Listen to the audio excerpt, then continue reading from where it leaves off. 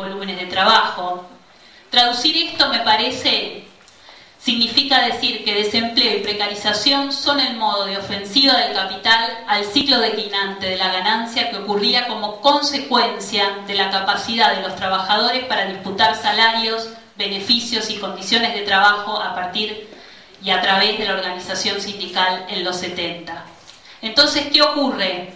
El mayor volumen de empleo y de valor agregado se traslada desde las grandes empresas hacia las pymes, pero a no confundirnos con el small is beautiful, porque este proceso es simultáneo al de concentración del capital en términos económicos y en términos de capacidad de control y disciplinamiento de toda la cadena de valor.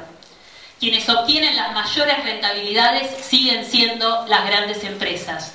Esto quiere decir que se aprovechan de su posición dominante en el mercado para imponer condiciones desventajosas y transferir riesgo al resto de la economía. Ustedes vieron que los yanquis son especialistas en poner nombre a la brutalidad sin siquiera ruborizarse.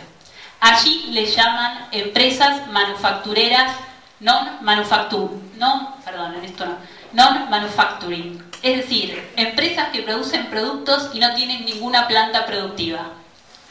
Únicamente diseñan, coordinan una miríada de empresas y venden.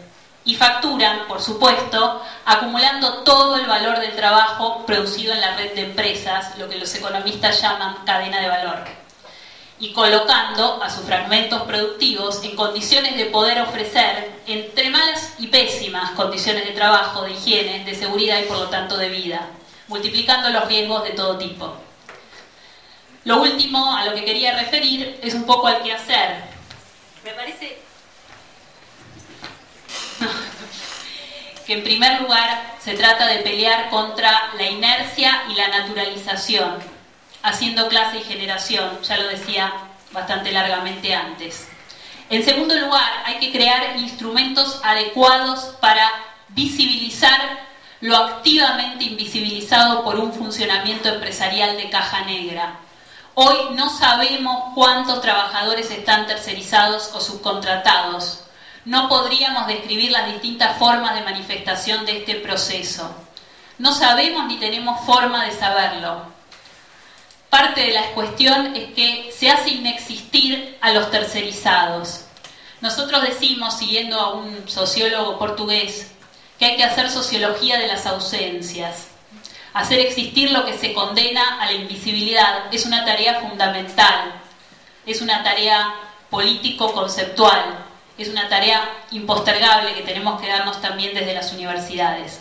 Beto Pianelli hace poco, en una charla que organizaba Pablo Ferreira en la Universidad de Derecho, contaba cómo había sido su proceso de destercerización en el subte. Y decía que un problema fundamental que habían tenido al iniciar sus luchas eran que a los trabajadores tercerizados, las trabajadoras de limpieza, por ejemplo, los trabajadores de Metrovías, los delegados de Metrovías, no los veían, no existían. Nuestro primer problema, decía Beto, es que no los veíamos. Hablando con trabajadores de supermercados de Walmart Avellaneda, que iniciaron ahí un proceso de organización muy interesante, nos decían lo mismo. Para nosotros los repositores externos no existían. Les decíamos a veces: repositor de mierda, reponeme esto y esto otro también, y hacelo rápido. Es decir, el principal problema también tiene que ver con un proceso de reconstrucción de las solidaridades, un proceso de reconstrucción de solidaridades en los lugares de trabajo.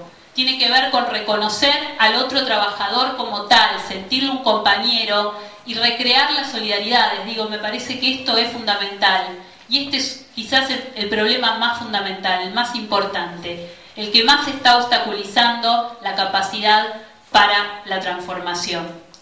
Entonces, me parece que esta es una primera cuestión. Una segunda cuestión es la que podría resolver el proyecto de Facundo si se aprueba también en el Senado, que es reconstruir las cadenas de responsabilidad laboral de modo de hacer que la empresa principal no pueda desentenderse de los trabajadores tercerizados o subcontratados, sea en actividades, la subcontratación principal o en actividades accesorias, dentro o fuera de la empresa principal. La empresa principal está obligada en este proyecto a velar por las condiciones de trabajo de los tercerizados o subcontratados y en caso de incumplimiento de esta es solidariamente responsable. Una tercera cuestión es neutralizar los efectos económicos y políticos del dispositivo tercerizador. La idea sería, ¿quieren tercerizar? Dicen ustedes, los empresarios, que la tercerización se debe al fenómeno de la especialización funcional. Lo habrán escuchado. Procesos productivos cada vez de mayor complejidad que requieren altísimos niveles de especialización en pos de mejorar la productividad. Bien, podríamos ser comprensivos, receptivos a esta cuestión, siempre y cuando se garanticen las condiciones de trabajo, los encuadramientos convencionales y sindicales de las empresas principales o, en su defecto, las mejores condiciones de trabajo, sean las de las empresas principales o de otras. De esto charlábamos hace un rato con Facundo. Por eso, otra posibilidad a debatir, a discutir, es pensar si se puede proponer que rija el tercerizado el convenio más favorable, siempre el convenio más favorable.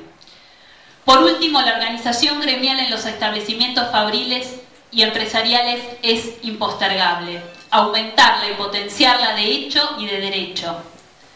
En este sentido, en una declaración que firmamos con Pablo Ferreira y la Juventud Sindical para el 1 de mayo, entre muchos otros firmantes, proponíamos debatir y evaluar la posibilidad, y también es un debate a dar, ni siquiera puedo decir que tenga posición tomada, pero proponíamos eliminar o pensar en la eliminación del doble canal de representación de los delegados sindicales.